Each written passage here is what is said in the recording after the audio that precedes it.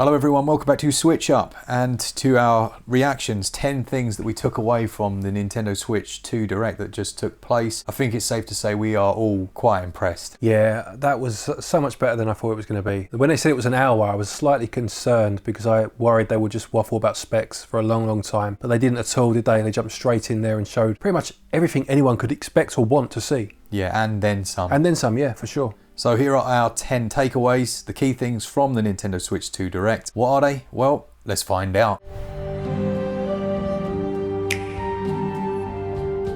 So since we released this video, we actually have heard quite a bit about the pricing of the system, which wasn't in the Direct. We are going to address that right at the end of this video, so stick around for that section. Let's start with number one then, which was the fact, of course, they gave the launch date away, which was the 5th of June. Yeah, 5th of June, so just over 2 months. 2 months to wait, which, yeah, I don't know how people felt about it, whether they expected it to be longer. I felt that seemed about natural because they've got their workshops that they're doing soon through April, and that seemed like a natural stopping point where they would end. So I was expecting mid-year, to be honest. Yeah, I didn't really think too much into it. Just remember when we chatted about it before and we thought mid-year. Yeah. We just didn't know when. Yeah. I'm well happy with that. Yeah, that seems like they're just not mucking about, are they? It's like, this is what it's going to be. Yeah. See in a couple of months when you give us a whole bunch of money. Well, forget months. The pre-orders went live today. Today, yeah, exactly right. Now, with the launch of a new title, or a new console rather, you need a launch game. And we'd seen a tiny little snippet of this Mario Kart 9, as it was being called then. It's been officially unveiled as Mario Kart World. What were your thoughts on that? Yeah, when I saw the map before they announced the name, I said, didn't I, this looks like an open world kind of thing. And we haven't followed a load of the rumour mill that everyone else has. So, no. You know, that may have been apparent to everyone else. But they also mentioned the 24 races at the same time. Do you know what the bit that really stood out to me? You probably do. That you ride between stages. Yeah, that's very interesting, isn't it? Because when it was first going through the features, you had Grand Prix, you had Elimination Mode. You know, so far, so similar to most other games. Yeah. But then they mentioned that Grand Prix where you go towards the next race point, which is definitely interesting. And then, of course, there's the whole free roam part of it as well, which has been done in other games before, to be fair. It has. Other races, but certainly never in a Mario Kart game. No. And it would just, I'm quite curious to see how populated the world's going to be, how big it's going to be, how many different areas there'll be. They showed different modes of transportation, didn't they? Yeah, having those like ones that like fly. You had what are they called? What is the thing that skis on ice? Snowmobile. They had the snowmobiles, didn't they? Snowmobile, yeah, and like a ski, jet ski, something like that, wasn't it? Or a speedboat, something like that. Again, that's been done in other games before, but bringing it all together in one package, looking like silky smooth. Yeah. Absolutely delightful. It could have been the Mario Kart film in terms of the graphics, really. Not far off that. It's quite exciting, you know, as someone that appreciates Mario Kart, grew up with it. When I play it, reminds me how much fun it can be. But was thinking, launch game, maybe, all right, yeah, I suppose. But that looks proper, doesn't it? It does. It looks really good. And obviously they showed off, which we're going to talk about in a minute, a lot of the C button integration in there. Well, let's move on to that now then, shall we? So the C button, this fabled, mysterious C button that had been noticed on the joycon. Now we know what it's all about. It's the chat button, basically, isn't it? Yeah, communication button, I guess. But yeah, quite interesting. I was expecting it to be a camera, to be honest. Which, yeah, they did show us their camera that is going to be available at launch as a separate purchase. Yeah, so it ties into the C button, I guess, doesn't it? Yeah, it does. There was something about a free trial, essentially, for a year of that whole, like, online chat thing. Can't fully remember, but when it comes to that C button and how it was gonna be used, I just didn't know, really. Yeah. I really didn't know. I kind of suspected some online functionality. Yeah. So seeing that, I'm like, yeah, makes perfect sense. It's whether or not it works as well as stated. Yes, but to be fair, the trailers, the Direct, didn't try to hide any blemishes. No, it didn't. Did it? You could see the quality of the camera in terms of having your face on screen. Yeah, yeah. You saw a few issues where it went like lower res and stuff like that, where they were sharing their screens particularly. Yeah. But having that functionality like that, if it works well, great. Nintendo are finally not afraid to let people speak. Exactly. And I think it will be one of those things where you'll find uses for it. Yeah. You know, like I said during our watching of it, something like Monster Hunter, if your mate's lost and they can flash up their perspective from their screen and you can help them find the way or whatever. I think it's going to be more useful than perhaps on initial impressions you'd think it is. Yeah, and I think the tech behind it is a lot more intelligent than we think it is. You know the mic tech they were talking about, where it's taking your voice and essentially cleaning it up digitally and then pumping it through to the person so they get it crystal clear. Yeah, that's decent. I like that a lot. It had like noise cancellation for background noise and stuff as well, didn't it? And it's going to need it in my house. Exactly that. Let's move on to another feature of the Joy-Con then, which most people had speculated about, and that being, it's been confirmed that it will act as a mouse as well. It has, and they showcased how in a few different games in quite surprising ways. We did assume that they would combine the gyroscope, which I love, with the mouse mode, but seeing its implementation in that little putting game looked really cool, didn't it? Yeah, it did. I hope it works as well as it looks, because I can think of times in the past with the Wiimote, not the original Wiimote, they did like an upgraded Wiimote Plus, I think it was called, which was meant to be that one-to-one, direct one-to-one movement, and there were certain games where you're trying to move something and it's not quite corresponding as it should. Obviously a couple of generations ago now, so hopefully that will be absolutely spot on. As you said, I mean, the mouse technology has been there for donkey's years. Yeah. But that part of it, I hope that works as well, you know? I think the same as you, it remains to be seen, doesn't it, that one? Yeah. Also interesting to see that they confirmed it works with both Joy-Con. I don't know why it wouldn't, but I just had a feeling it was going to be one of the two, but it looks like you can use either for that. Yeah, they showcased a game, didn't they, that kind of made the most of that. Yes. You were doing that like wheelchair basketball game. They had one where you were climbing up a mountain, didn't they, and using both. But of course it means if you're left or right-handed as well, it won't make a difference, which is good. Let's move on to the specs then. There's quite a few parts to unpick here. Yeah, so they haven't given us anything internally. No. But they have given us external confirmation of what's internal, you know? Yeah. Like the 1080p screen I was saying to you during our live reaction, which you can go watch now, that is a big win because it's higher than the Steam Deck. Yeah. And it's higher than a lot of the competition. The reason being was that obviously performance, you want to make those games run as well as possible. The beauty, and we've always seen it with Apple, of having a device where publishers and developers make exclusively for one piece of hardware is you can optimize till the cows come home, which you can't do on a handheld that needs to run multiple PC games on multiple different PC handhelds, you know? Right, yep. So it's looking impressive. So 1080p screen.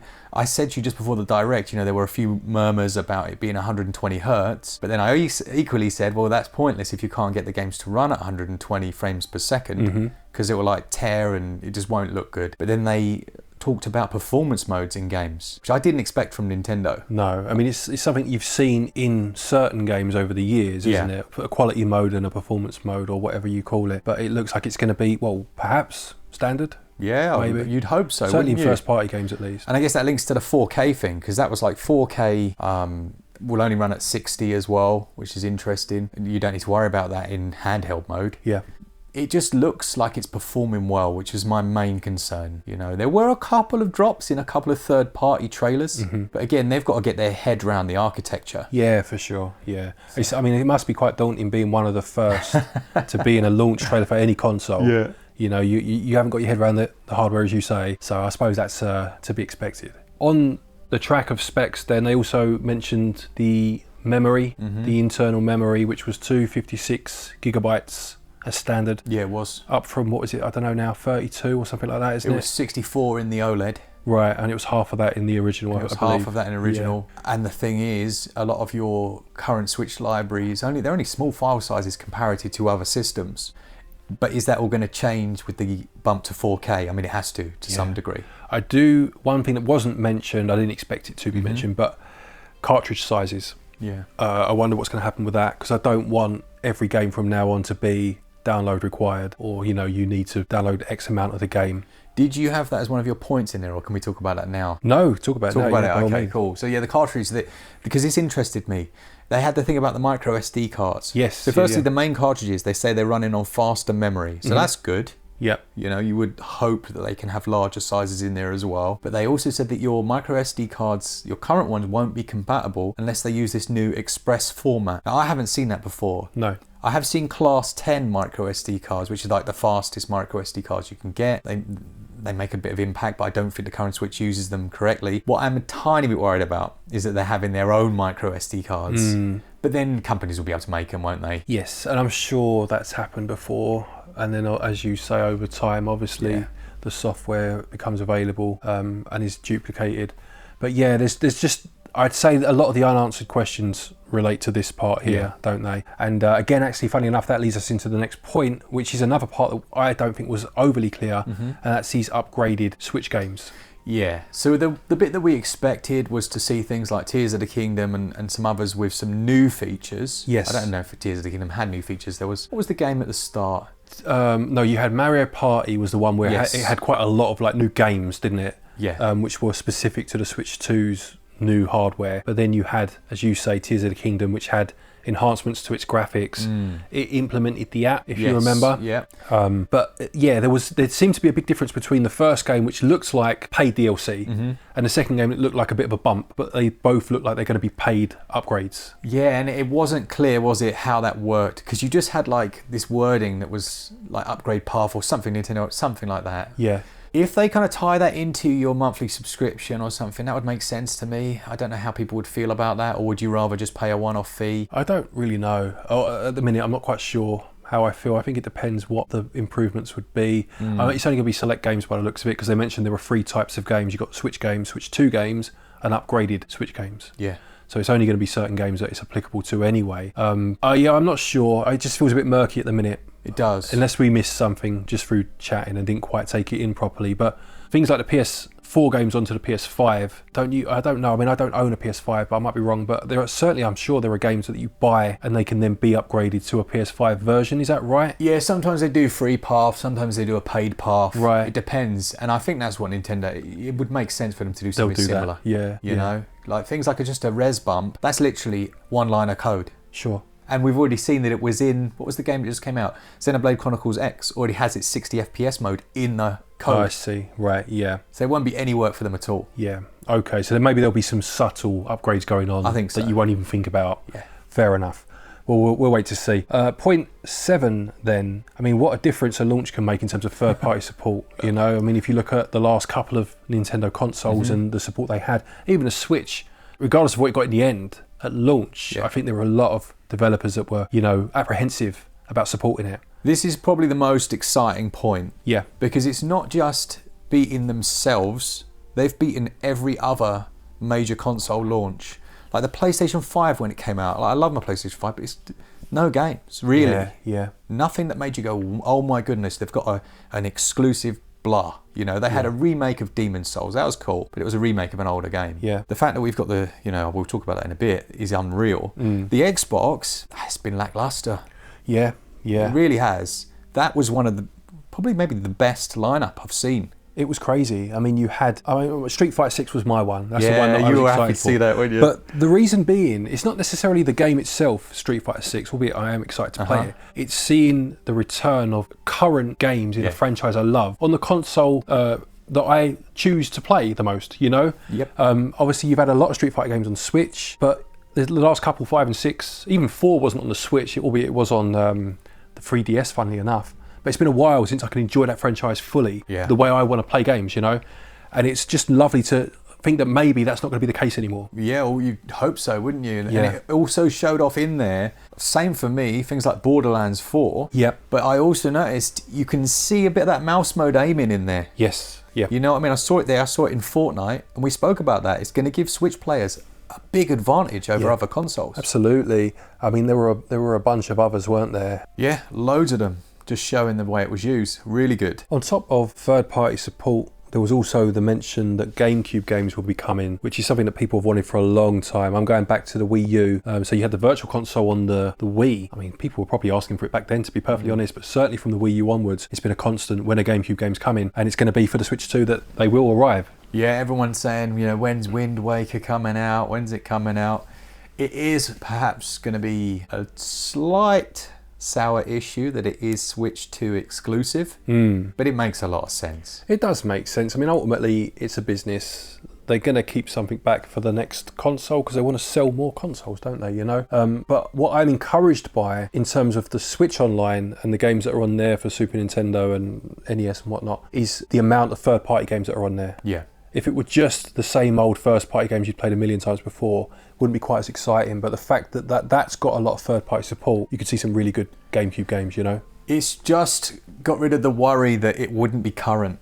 Yeah. Isn't it? And that's the main thing. If it's current, I don't know what other consoles can do other than have their exclusives, which hasn't been working. The Switch has dominated in sales. Yeah, absolutely. I mean, you mentioned the PS5, which is an interesting one because when it launched, I remember thinking, obviously, as someone that likes Nintendo consoles, but as part of a Switch channel, we're like, this could bury the Switch now, and it just really didn't, did it? You know, it had its audience and it's a good console, I'm sure, but as you say, it just didn't seem to have that support, even first party support that you would expect. Maybe you're right, it's that balance, isn't it, between really good looking first party titles, you know, not just your standard ones. Like obviously Breath of the Wild's good, and then Tears of the Kingdom came out and people were like, oh, okay, it's more the same, but it didn't seem to hit that same stride. That Donkey Kong at the end there, that had me like goosebumps. This looks quality. Absolutely. Let's move on to the 9th point now, and I think this is probably your most anticipated one, or the one you'd want to talk about the most, and that's the fact that they showed an exclusive game, which I think was important. You know,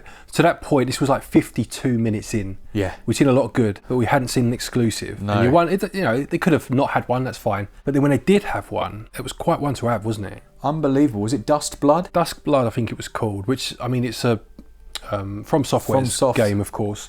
Souls-like, but you were mentioning that this is like this is such a win, isn't it? This to get is an exclusive unbelievable in that series or from that development team. Yeah, this is probably the smartest move I've ever seen Nintendo do in this modern era of like the war behind, you know, air quotes war. Yeah. With these new handheld devices. Yeah. Because, you know, players are always banging on about, oh, you know, we've got Elden Ring, and the FromSoft community, like the dedicated fans, which I am one of. I bought my Steam Deck so that I could play Elden Ring. Yeah. Yeah. So straight away they got that one out. That was the first thing they showed. Yeah. Oh, by the way, it's got Elden Ring, the Ultimate Deluxe, right from the off, Spangly edition. Yeah. There you go. And then at the end, they bookend it with, oh, and we've got a brand new, basically Bloodborne. Yeah. Which people have been saying to like Sony for years, and FromSoft, I don't know what the relationship was there, but there seems to be some exclusivity or something there. When we get the remaster, when's that happening? Well, they've been quietly working away on what is a spiritual successor, it looks like it, for the Switch 2.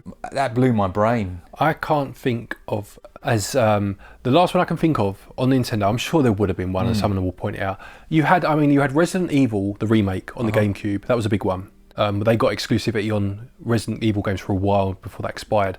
But going back further than that, you had the Super Nintendo, the Street Fighter games, straight from the arcade, with console ports that were incredible, and it almost made you like, there's no point buying anything else, because this is where you can play arcade quality games, you know, unless you wanted to buy, you know, a Neo Geo for stupid amounts of money. Exactly. It feels like that. It is exactly that, with the added benefit of the developers working on a single machine. That can't be understated. It's why all iPhones run better, or they seem to, you know. Yeah. There's that perception, even though the specs are so much lower. Like an exclusive game for the Switch 2. I can't get my head around it. That is such a win. Yeah, it is. Why would you go? Why am I going to pick up my Steam Deck to play any of those games now? Yeah. Probably won't, to be honest. I wonder how they do with things like battery life, you know? Yeah, that's another one we haven't, obviously it wasn't mentioned, and that'll be interesting to see. They did mention the fan, didn't they? Inside, in the dock. We didn't speak about the dock. No, we didn't really. That could have been part of specs, I suppose. So yeah, to help obviously with the running of games and whatnot. But yeah, battery life is one I'd be interested to know.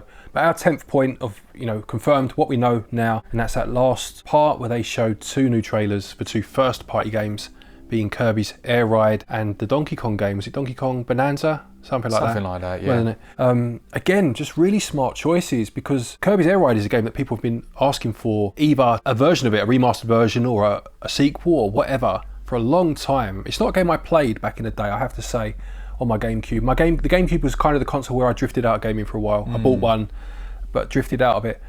But it's a very well-loved game, and they're very smart to tap into that nostalgia, you know, and bring that across. And with the Donkey Kong game, you had Donkey Kong 64, which was very similar. Some people love it, some people were disappointed with it, and there hasn't been a 3D open world Donkey Kong game since, and they've gone and done it again for this new Switch 2, you know? Everything is going open world, isn't it? Yeah. That's a decision that it is interesting to see it play out in real time, and Nintendo pushing for the online functionality and all of these things as well. But that Donkey Kong just looks like a game you would, as a kid, That'll be your Christmas game. All day long. It reminded me of something like Donkey Kong Country 3. Yeah. That came out in about 96, I remember it. You know, like, as you say, getting it for Christmas or whatever. Yeah, definitely. And what interested me about the Donkey Kong one, I'm not saying this is going to be the case, because it isn't going to be the case, but there were so many different elements of other Nintendo games in there. Yeah. It almost felt like a shared universe. You know what I mean? Yeah, for sure. It won't be. It isn't going to be, but it just felt like that, because you had a taste of Breath of the Wild, you had a bit of Splatoon in terms of one of the locations, and classic DK himself in there, and just loads of different things, you know? Yeah, the NCU. Yeah. No, yeah, a good way to end, I think. Really good. Okay, Glenn, so you may actually hear a slight difference in the tone of our voice, because this is a day later. Yeah. We've heard about some interesting prices. Yeah, I mean, we made the 10 points yesterday, like literally as soon as the direct finished, and then obviously you start to hear the rumblings of discontent when it comes to the pricing of not just the hardware, or maybe even not the hardware specifically for some people, but obviously the software, with Nintendo themselves kind of posting that they're going to be costing $80, $90 or euros, isn't it? Yeah, so you've got physical games on $90, some of them, the top tier. Top tier, first party. Things like Mario Kart, $90 or $80 digitally. So digital games will always be slightly cheaper, which hasn't always been the case in America, apparently. And I think a lot of people just feel that that price, aside from the console unit, which is, well, I think we spoke about that just now, it's just too high for games. It's just too much for people to afford, literally. Yeah. I honestly don't know what to say about it. Like, it makes no sense. No. It makes no sense from a business point of view, from an ethical point of view, from a customer relations point of view. I can't understand why they would price it this high. No. This has got nothing to do with the price of creating these games. You know, I'm sure they've got their top people on it. I'm sure they paid good money, but let's have it right. Nintendo make a bundle of money. This is just passing the price on to consumers. Exactly. Like full on onto consumers. Yeah. And then you throw in the fact that the Japanese Nintendo Switch is region locked. Yeah. And they're getting it cheaper. They're getting it for approximately £270, £280, something like that. Let's talk about that, because I still don't quite understand this myself. So they're making a specific unit in Japan only, which will be cheaper to buy, but is region locked to Japan. Is that right? Yeah, that's correct. So therefore, you pay less, but you, I guess, don't have as much choice in terms of importing games. Yeah. Why not do that everywhere? Yeah. I wouldn't buy it, because I like to import games. Yeah. But why not give other people the choice? I mean, is it because it's too confusing for just a general family that just want a console and they don't know the difference? Maybe, but you've confused everyone with everything else, so... Yeah. It's strange, isn't it? Yeah. It is really odd. You're creating this like animosity for no reason at all. Like the difference of the system will be a line of code somewhere that they could change in a heartbeat. Absolutely. We're slightly concerned about it, because obviously you like to import physical games that have English on the cartridge. How's it going to affect that? We're not sure. No, I mean, the one thing for that looks to be a saving grace is the fact that obviously it's not just Japan where you can buy a physical game. You have the whole of Asia, and there are certain places, other places of course, that will have their own physical versions. Hong Kong, for example, and for the most part, actually, I've found that it's not the Japanese version anyway that has the multi-language. They do sometimes. It's generally places like Hong Kong. So I'm hoping that won't affect imports.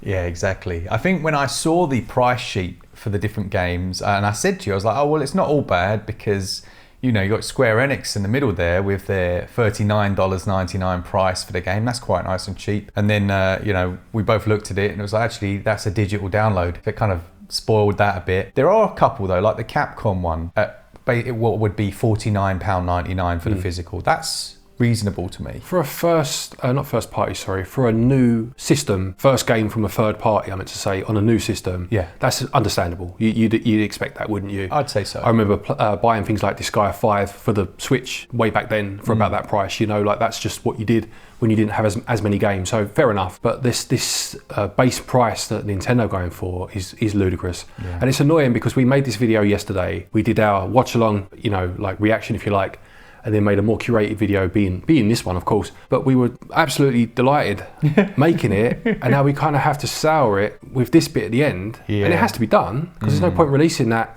It made us look very ignorant to the issues. It wasn't that. It's just they weren't in the direct. Yeah, which is a bit of an odd move as well. Well, it's not an odd move, but it's very understandable, but it's not right, is it? You know. But it's just annoying that we're sitting here now talking about negatives. Yeah. The day after, where we should be talking about the good things, you know? Yeah, absolutely. Yeah, I think that's basically it, isn't it, when it comes to prices? Let us know in the comments below as well your thoughts on the current prices. I think we already know what they're going to be. And maybe Nintendo will read the room and go, okay, we've gone a bit too far here, especially when you consider that their version of these games is going to be the equivalent of, if you pay $80 in America, you're paying $60 something, $62 for the same thing digitally in Japan.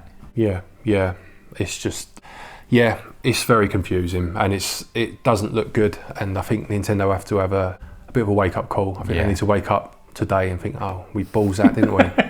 You'd hope so, because literally on Twitter, obviously they're putting out their posts, fantastic, like, did you love our direct? And all they're getting, the comments are just heat about the price.